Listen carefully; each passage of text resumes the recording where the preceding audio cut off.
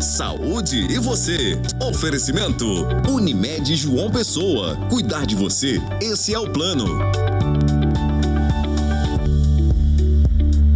Bom dia! Chegou agosto, já estamos na segunda metade do ano, tá passando rápido, viu? E aí, você tá dando a devida atenção à sua saúde? Espero que sim, viu? Na edição de hoje, vamos falar de assuntos importantes para te ajudar nesta missão, tá certo? Estamos no Agosto Lilás, mês de conscientização ao combate da violência contra a mulher. Já já a gente discute este tema aqui no estúdio. Você sabia que quem for condenado pelo crime de abandono de idosos ou pessoa com deficiência poderá passar a cumprir pena de até 5 anos de prisão? Pois é, tudo isso e muito mais a partir de agora no Saúde e Você.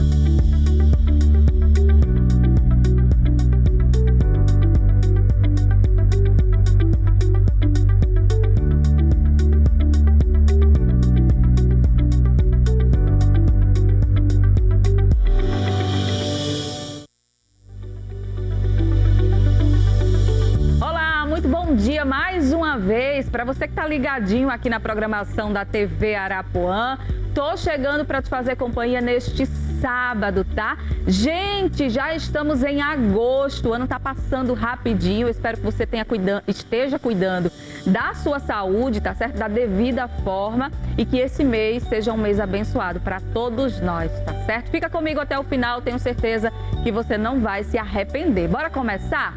Olha só, estamos no Agosto Lilás, mês de conscientização ao combate da violência contra a mulher. Infelizmente, os casos vêm aumentando e acendem um alerta das autoridades, tá? Para discutir este tema, convidamos a secretária da Mulher e Diversidade Humana, Lídia Moura, e a psicóloga Alice Santos, que estão aqui com a gente para falar sobre esse tema tão importante, né? Infelizmente, mais uma vez a gente discute violência contra a mulher. Primeiramente, sejam muito bem-vindas. Obrigada, Joana. É uma honra estar aqui com você. Meu bom dia para você, para todas as pessoas, para a Alice, para toda a equipe aqui desse programa tão prestigiado. Obrigada pelo convite, Joana. Bom dia também à secretária e a todos que nos acompanham. Pois é, a honra é toda nossa, ainda mais para discutir um tema como esse, né? Violência contra a mulher. Secretária, a gente noticia sempre aqui casos de violência contra a mulher. Parece que cada vez mais esses casos vêm piorando e tomando uma proporção muito grande. Na maioria, a causa o ciúme. Por que isso acontece, na sua opinião, a senhora que está tão de dentro dessa causa? Veja, na verdade, nós, as feministas, o movimento, os organismos que combatem as violências, estamos alertando sobre esse fato há muito tempo, né? Nós, acredito que o feminismo, de maneira organizada, vem dizendo isso há pelo menos 200 anos. A sociedade começa a prestar atenção um pouco mais agora, porque é transmitido. Então, você vê o caso do Rio Grande do Norte, por exemplo, foi transmitido na medida em que estão ali as câmaras registrando, então todo mundo vê ato seguinte. Mas nós já havíamos esquecido um fato semelhante que tinha acontecido aqui, né? O João Paulo Casado fez o mesmo com a sua ex-companheira, dentro de um elevador também, e também foi filmado. Então, nós estamos prestando atenção nessa violência um pouco mais agora, porque ela está visível, ela já existia. Agora, nós tivemos aumento porque eu acredito que a sociedade naturalizou essas violências. Infelizmente, boa parte da sociedade considera, inclusive, que isso é assunto privado. Não é assunto que diga respeito à sociedade, diz, porque é uma violência que é uma violação dos direitos humanos das mulheres. Então, eu acredito que tem uma geração também muito mais frustrada com a própria vida, talvez a psicóloga possa elucidar melhor, mas tem uma juventude muito mais frustrada e que desconta nas mulheres porque o mundo se habituou a isso. As mulheres foram excluídas do mundo em sociedade por muito tempo, nós tivemos que lutar pelo direito até de estudar, né, pelo direito de estar no mercado de trabalho com trabalho decente. Ainda nossos salários ainda são 20% menores do que o dos homens, né, para as mesmas funções. Já conquistamos muito, mas ainda tem é uma sociedade que foi estabelecida em bases patriarcais, em que as mulheres foram sempre consideradas cidadãs de segunda classe. Por isso, um reflexo nessa violência que agora está escancarada. Mas, evidentemente, nós nunca paramos de lutar. Os governos têm tido também uma postura de ofertar serviço. A Paraíba, por exemplo, tem uma das redes mais sólidas do país, mas nós precisamos entrar também na discussão da temática escolar.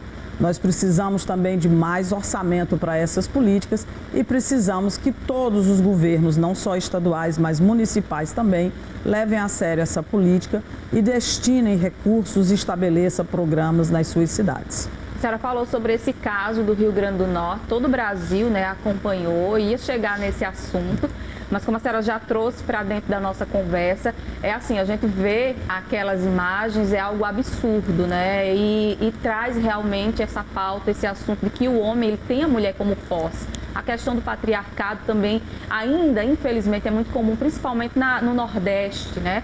E aí a gente olha aquelas imagens e diz, meu Deus, como é que é possível acontecer? Aí eu trago a Alice para a nossa conversa para tentar entender um pouquinho a mente de uma pessoa como essa, né? O que se passa na mente desse homem de ter aquela mulher como posse e tratá-la daquela forma. Pois é, Joana, foi um caso bem assim, assustador, principalmente para nós mulheres. E eu queria fazer a análise desse caso por duas vias, né? A primeira é que esse caso, como a doutora Lídia falou, a veiculação, o destaque que foi dado a esse caso, traduz exatamente o que acontece praticamente todos os dias nos lares brasileiros, né? A gente tem muitas mulheres sendo vítimas de violência, inclusive em grande parte pelos seus cônjuges, né? A gente sabe que quase 50% dos agressores de mulheres são namorados, maridos, companheiros e quase 30% são ex-maridos, ex-namorados e ex-companheiros. Então são pessoas que estão ali no primeiro contato, né, no primeiro círculo aí social dessas mulheres. E a segunda análise que eu gostaria de fazer é o quanto a sociedade acaba normalizando a sensação, o sentimento de posse, né? Então a sociedade reproduz muito os discursos adoecedores, por exemplo. É melhor você se manter em um relacionamento do que você ficar sozinha.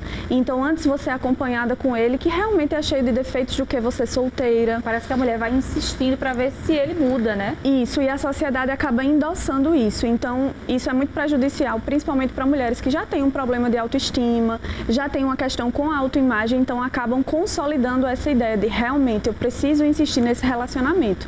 E a sociedade acaba por dizer ainda que essa mulher é a culpada. Então, mas você possivelmente provocou ele, possivelmente você fez alguma coisa que induziu ele até esse ato. E os agressores, Joana, acabam seguindo aí por um caminho já muito conhecido, que é o de alegar eventualmente algum problema de saúde mental. Então, esse cidadão, esse agressor aí que violentou essa mulher com mais de 60 socos no elevador, logo ali no Rio Grande do Norte, ele alegou que teve um suposto surto claustrofóbico. E aí a saúde mental acaba, a psicologia, de modo geral, acaba pagando esse preço, sendo penalizada, a desculpa infelizmente. É sempre essa, né, Alice? Isso, e a sociedade acaba, mais uma vez, normalizando a violência. Agora, secretária, esse caso aconteceu lá no Rio Grande do Norte, mas, como a senhora disse, já também aconteceu aqui, né, o caso do médico que agrediu ali a companheira também dentro de um elevador. Como o Estado acompanha as vítimas nesse tipo de situação? Porque tem a violência ali, a agressão física, mas a psicológica também e outras. Veja, na verdade nós temos de estar muito atentos com a desculpa e a canonização do agressor, porque quando ele chega no sistema de justiça, vão olhar os antecedentes dele. Então é bom filho, é bom pai, muitas vezes, é bom vizinho, é bom colega de trabalho, foi a primeira vez, ele teve um surto, teve isso, teve aquilo. Se ele tiver um surto, ele não pode, inclusive, estar em meio à sociedade, ele tem que ser cuidado, né? Então não é o caso. Também nós sabemos que a violência, ela pode até ser ampliada a partir de um problema como o álcool e outras drogas, mas que essa conduta ela já existe, porque quem não tem essa conduta criminosa em relação às mulheres não vai agredir mesmo dentro de um surto ou mesmo dentro de uma situação de alcoolização. Então, é importante a gente separar isso. O Estado tem a priorização, o cuidado com a vítima sempre. Então, a palavra da mulher nos basta, se ela está, inclusive, não precisamos ter as imagens, mas se temos as imagens, vai servir muito mais de um inquérito mais robusto para ser levado às barras da justiça e essa pessoa responder a isso. Então, nós temos um cuidado com a vítima, disponibilizamos para ela todos os cuidados dentro dessa rede de atendimento, que vão desde uma casa-abrigo, se houver a necessidade, uma análise de risco que leve a isso, ou mesmo ela ser atendida num centro de referência ou acompanhada pelo Programa Integrado Patrulha Maria da Penha. E temos outros serviços também incorporados junto com esses que vão fazer um trabalho, como muitas vezes para a mulher precisa refazer um caminho dos estudos ou potencializar um currículo, cursos profissionalizantes, tudo isso o Estado oferta. Então nós temos isso, mas nós precisamos ir além.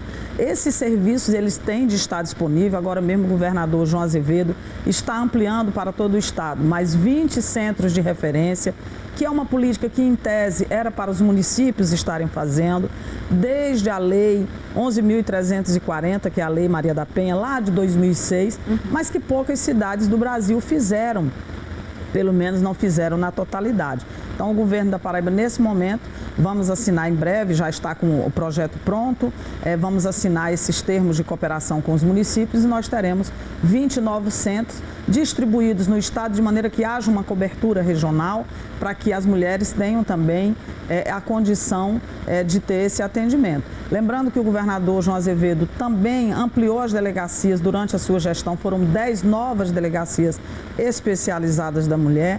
Elas são importantes, mas também os centros de referência, porque as mulheres só procuram as delegacias quando essa violência é agravada. Então, o centro de referência, ele serve como um primeiro momento para ela compreender o ciclo da violência, para ela ter contato com as psicólogas, assistentes sociais, advogadas, os encaminhamentos que se fazem necessários, seja no aspecto socioassistencial, seja por via da psicologia, que é muito importante, porque a violência é adoecedora.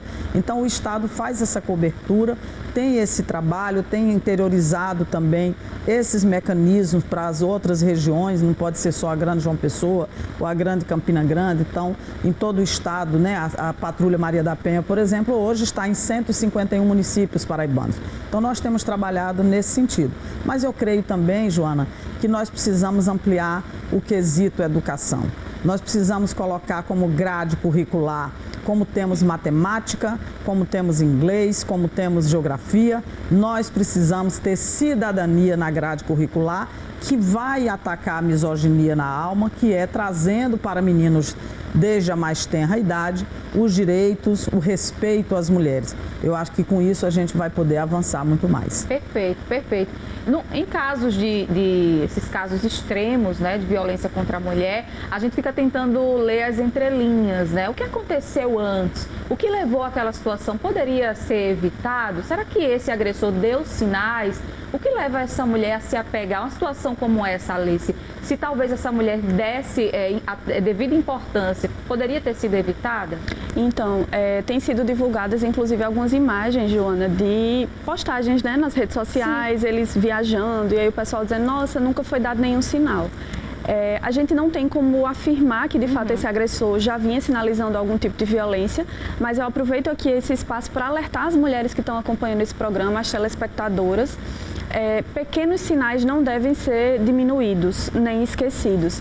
Então, se em toda divergência de opinião que você tem com seu companheiro, com seu namorado, com seu marido, ele se estressa a ponto de ameaçar te agredir, se ele é daquele tipo de homem que desconta ali, dá um murro na parede, então desconta essa raiva de forma, através da violência física, ainda que não em você, isso é um sinal de alerta. Se ele te ameaça, né, se ele te culpa sempre e diz que você é a causadora do motivo de eu estar, você é o motivo de eu estar me sentindo assim, você é a causadora do conflito dos relacionamentos. E, sobretudo, a violência psicológica. Então, aquele homem que faz sempre você duvidar daquilo que aconteceu e você sabe que aconteceu. Aquele homem que sempre te coloca como errada. que te chama de louca, que diz que você está completamente errada em toda e qualquer situação. Não normalize, não diminua esse tipo de conduta. Eu sei que é muito difícil para as mulheres, principalmente as que têm filhos, as que dependem financeiramente dos seus companheiros, e aí reforço novamente a importância dos centros de referência que a doutora Lídia já mencionou. Então, procure um auxílio psicológico, procure a Polícia Militar, a Polícia Civil, as DEANs, as Delegacias de Atendimento à Mulher. Não normalize, não diminua ao mínimo sinal de violência, seja ela física ou ela psicológica. Tá certo. Quero agradecer demais a presença de vocês hoje aqui para falar sobre esse tema tão importante. Vocês sabem, né, que as portas estão abertas. Conto com vocês aqui nessa missão, tá? Muito obrigada. Obrigada, Joana. Só quero reforçar que diante da violência machista, isso é a violência machista, a mulher não está sozinha. O governo da Paraíba tem inúmeros serviços para acompanhar, para apoiá-la, e ela não deve ter vergonha de procurar ajuda. Quem deve ter vergonha são os agressores. Então, obrigada pela oportunidade desse diálogo também. Obrigada, Joana. Eu deixo como mensagem final para você, mulher que está sendo vítima de violência, procure ajuda e você não é a culpada, você é vítima. Pois é verdade. O mês é de conscientização, tá? Qualquer sinal de agressão, procura ajuda, não guarda para você não. Situações como essa que aconteceu lá no Rio Grande do Norte podem ser evitadas, tá? Que não aconteça aí, não é isso que a gente quer, tá bom? Vamos fazer um rápido intervalo comercial, bem rapidinho, não sai daí, daqui a pouquinho eu volto.